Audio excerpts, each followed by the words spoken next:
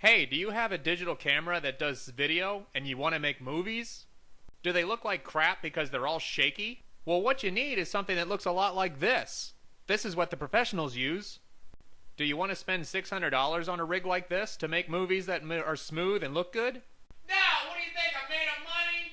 Well, how about something that does the exact same thing but only costs about $10?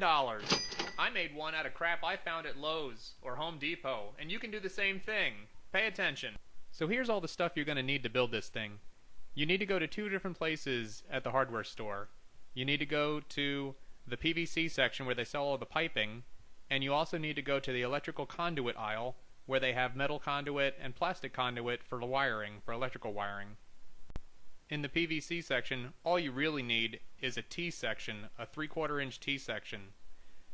There's an option for a 3/4 inch cross section and this little weird piece, which I'll tell you what it is in a minute. In the electrical conduit area, you want to look for the gray plastic stuff. It's pretty rigid and it works really well. You don't need metal. What you do need, though, is 3 90-degree turns of 3/4 inch. You need 3 45-degree turns of 3/4 inch, and then you need a little piece here, which could be anything. I used a weird kind of offset piece, but you can also cut a small piece of 3/4 inch as well. Also shown here is the Manfrotto 577 bracket plate.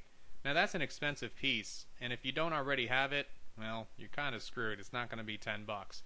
But I had one because I made a Steadicam with it before, so I've already sort of had it.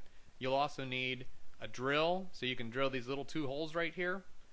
You'll need a short 3/4 inch bolt to bolt the plate to the pipe, and I also use a small 1/2 inch screw here to screw into the plate as well so it doesn't rotate around.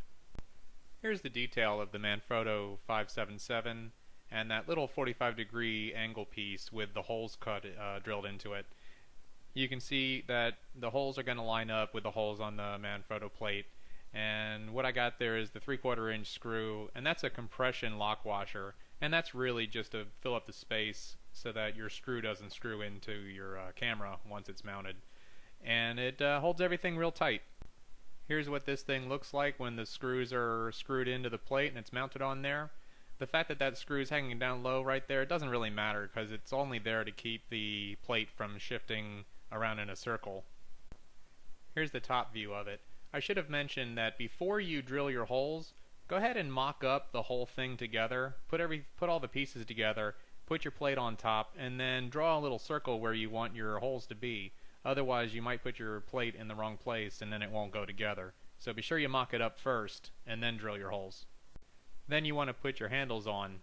It's pretty self-explanatory. Here's the whole thing put together. You'll notice that the reason why you're using those 45-degree turns is so that it will rest on your right shoulder, but the camera will remain right in front of your face where you want it. If you use straight piping, it would be off to the side, and you might not be able to see what you're doing correctly. And here's the option with a third handle right in the middle. The reason why this might be important is if you're going to do any kind of focusing or zooming while you're filming, it's pretty hard to keep everything steady by using just the one handle on the side and using your other hand to do things. So this will put a handle right in the middle to keep everything sturdy while you're fitzing around with your other hand. And here's what it looks like with the third handle from the front. And here's what it looks like with the camera mounted on top of the plate.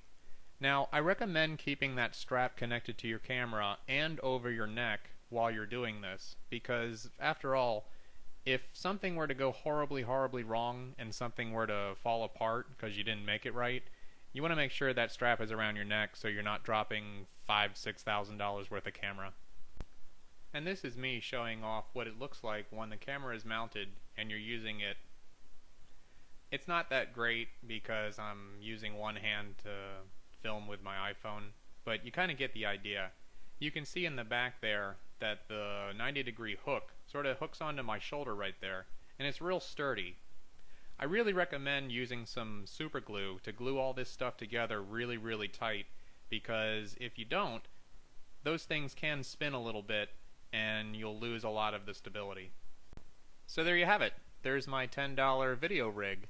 and I'm putting up a parts list right now with pricing to prove that really is only about $10, especially if you don't use that third handle option.